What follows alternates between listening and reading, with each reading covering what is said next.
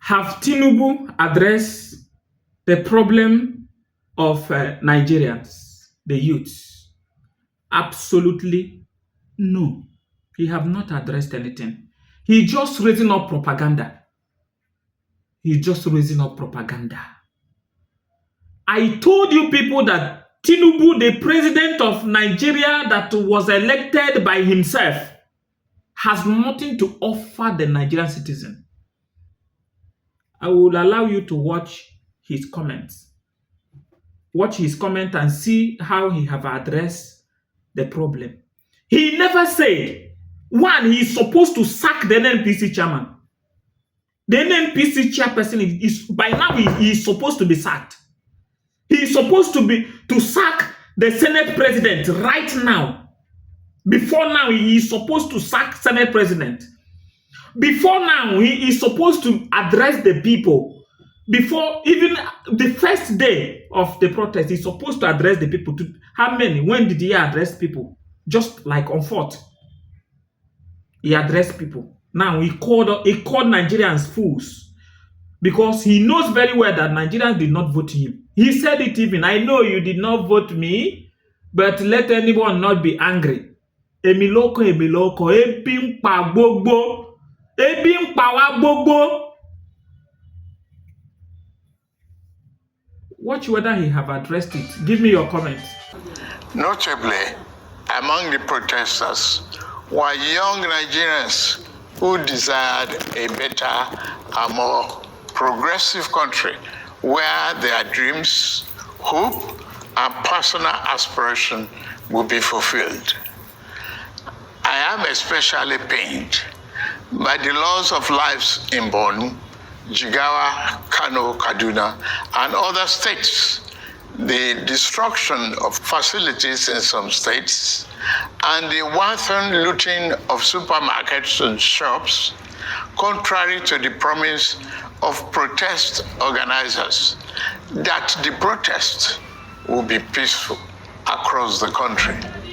The destruction of properties set us back as a nation, as scarce resources will be again used to restore them. I commiserate with the families and relations of those who have died in the protest. We must stop further bloodshed, violence, and destruction. As the president of this country, I must ensure public order in line with the constitutional oath to protect the lives and property of every citizen. Our government will not stand idly by and allow a few with a clear political agenda to tear this nation apart. Under the circumstances, I hereby enjoin protesters and the organizers to suspend any further protest and create room for dialogue, which I have always acceded to at the slightest opportunity. Nigeria requires all hands on deck and it owes all, regardless of age, party, tribe, religion, or other divides, to work together, reshaping our destiny as a nation. To those who have taken undue advantage of this situation to threaten any section of this country, be warned. The law will catch up with you. There is no place for ethnic bigotry or such threats in the Nigeria we seek to build. Our democracy progresses when the constitutional rights of every Nigerian are respected and protected. Our law enforcement agencies should continue to ensure full protection of life and properties of innocent citizens in a responsible manner. My vision for our country is one of a just and prosperous nation where each person may enjoy the peace, freedom, and meaningful livelihood that only democratic good governance can provide. One that is open, transparent, and accountable to the Nigerian people. For decades, our economy has remained anemic and taken a dip because of many misalignments that have stunted our growth. Just over a year ago, our dear country, Nigeria, reached a point where we couldn't afford to continue the use of temporary solutions to solve long-term problems for the sake of now and our unborn generations. I therefore took the painful yet necessary decision to remove first subsidy and abolish multiple foreign exchange system, which had constituted a noose around the economic jugular of our nation and impede our economic development and progress. These actions block the greedy and the profit that smugglers and rent seekers made. They also block the undue subsidy we had extended to our neighboring countries to the detriment of our people, rendering our economy prostrate. These decisions are made were necessary if we must reverse the decades of economic mismanagement that didn't serve us well.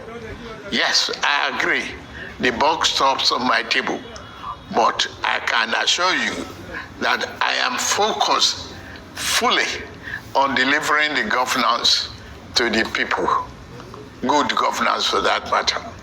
In the past 14 months, our government has made significant strides in rebuilding the foundation of our economy to carry us into a future of plenty and abundance. On the physical side, aggregate government revenue has more than doubled, hitting over 9.1 trillion naira in the first half of 2024, compared to the first half of 2023 due to our efforts at blocking leakages, introducing automation, and mobilizing funds creatively without additional burden on the people. Productivity is gradually increasing in the non-oil sector, reaching new levels and taking advantage of the opportunities in our current economic ambience. My dear brothers and sisters, we have come this far, coming from a place where our country spent 97% of all our revenue on debt service. We have been able to reduce that to 68% in the last 13 months. We have also cleared legitimate outstanding foreign exchange obligations of about 5 billion without any adverse impact on our programs. This has given us more financial freedom and room to spend more money on you, our citizens, to fund essential social services like education and healthcare. It has also led to our state and local government receiving highest allocation ever in our country's history from the Federation account. We have also embarked on major infrastructure projects across the country. We are working to complete inherited projects critical to our economic prosperity, including roads, bridges, railways, power and oil and gas development. Notably, the Lagos-Calabar Coastal Highway and Sokoto-Badagry Highway projects will open up 16 connecting states, creating thousands of jobs and boosting economic output through trade, tourism, and cultural integration. Our once declining oil and gas industry is experiencing a resurgence on the back of the reforms I announced in May 2024 to address the gaps in the Petroleum Industry Act. Last month, we increased our oil production to 1.61 million barrels per day, and our gas assets are receiving the attention they deserve. Investors are coming back, and we have already seen 2 foreign direct investments signed over $500 million since then. Fellow Nigerians, we are a country blessed with both oil and gas resources, but we met a country that had been dependent solely on oil-based petrol, neglecting its gas resources to power the economy. We were also using our hard-earned foreign exchange to pay for and subsidize the use. To address this, we immediately launched our compressed natural gas initiative, CNG, to power our transportation economy and bring us down. This will save over 2 trillion naira a month being used to import PMS and AGO and free up our resources for more investment in healthcare and education. To this end, we'll be distributing 1 million kits of extremely low or no cost to commercial vehicles that transport people and goods and who currently consume 80% of imported PMS and AGO. We have started the distribution of conversion kits and setting up of conversion centers across the country in conjunction with the private sector. We believe that this CNG initiative will reduce transportation costs by approximately 60% and help to curb inflation. Our administration has shown its commitment to the youth by setting up the student loan scheme. To date, 45.6 billion has already been processed for payment to students and their respective institutions. I encourage more of our vibrant youth population to take advantage of this opportunity.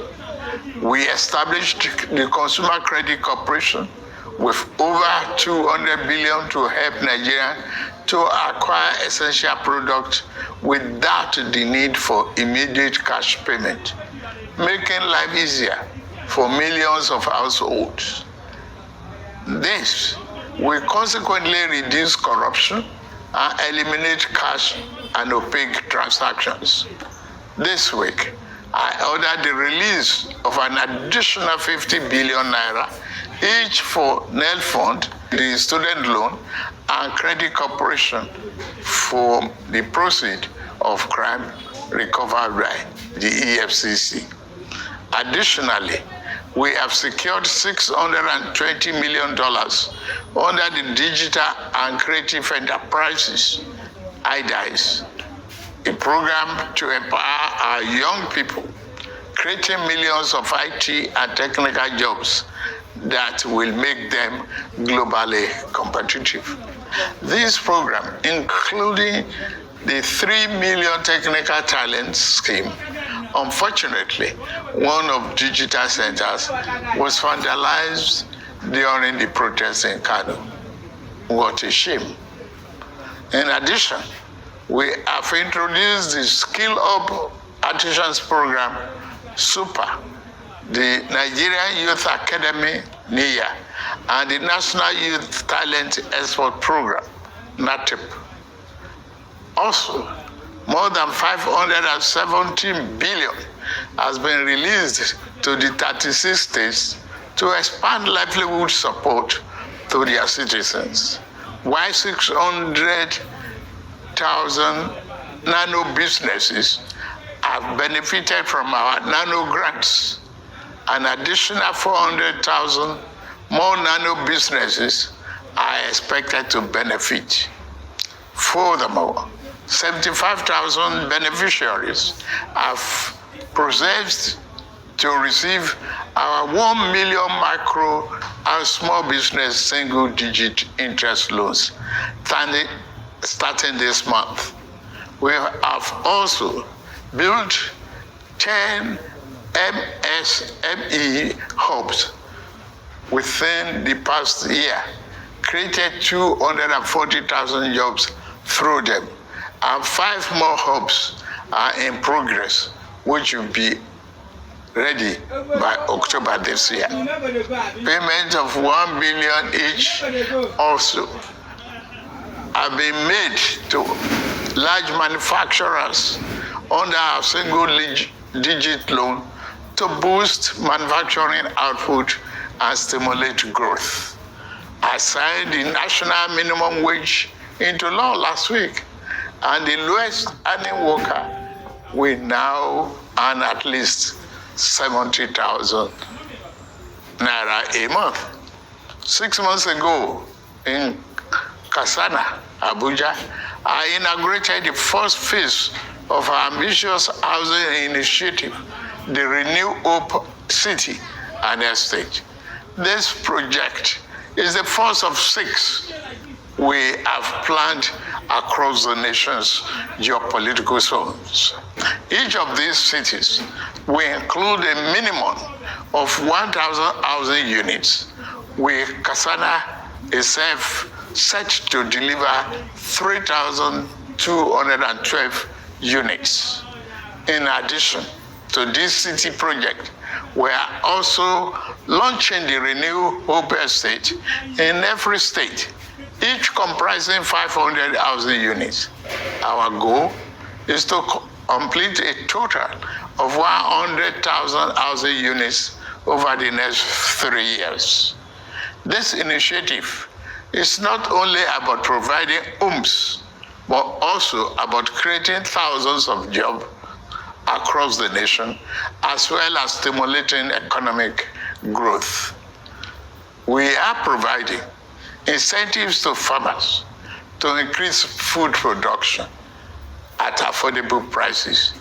I have directed that tariffs and other import duties should be removed on rice, wheat, maize, sorghum, and drugs, and other pharmaceutical medical supplies for the next 6 months, in the first instance, to help drive down the prices.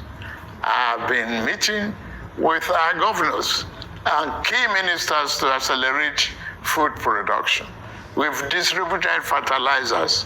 Our target is to cultivate more than 10 million hectares of land to grow what we eat.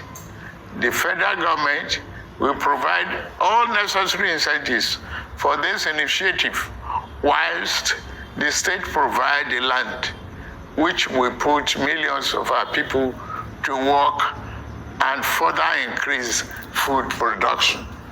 In the past few months, we have also ordered mechanized farming equipment, such as tractors and planters, worth billions of naira from the United States, Belarus, and Brazil.